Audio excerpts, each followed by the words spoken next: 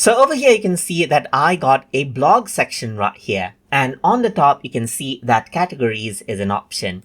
If I were to go around over here, you can see that I can go ahead and select latest updates category or our journey category or success stories category, and you will be able to see those particular category filtered out right here. But that has to be assigned in the blog. So let's see exactly how to do that. So to do that, let me just go ahead and click on Manage Blog Posts. And then you can see that under each one of these, so if I were to go around over here onto edit in this particular blog right here, then you can see that this is the blog right here.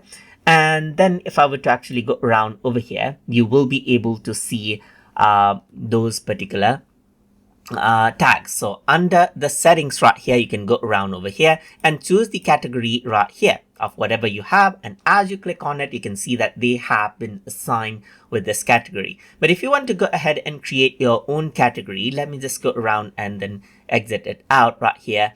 Then under blog categories section right here, what you can actually do is you can go ahead and add in a new category. So here you can go ahead and say, let's say, for example, TutorTube category right here, just like this. And right now there's no post. So there's 3 posts related to latest update, 4 posts related to our journey, and success stories 4 posts.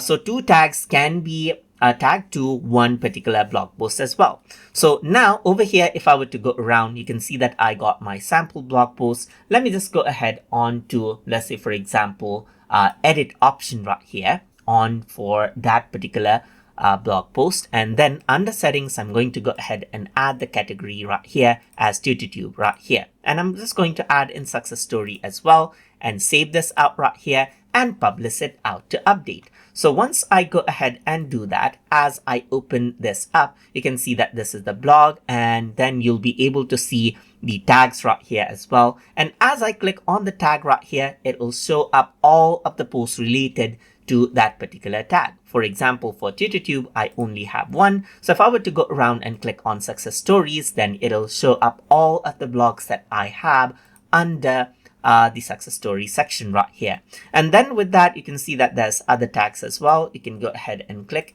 and you can see that this is what you have. And even in the editor, let me just go ahead and exit this out right here.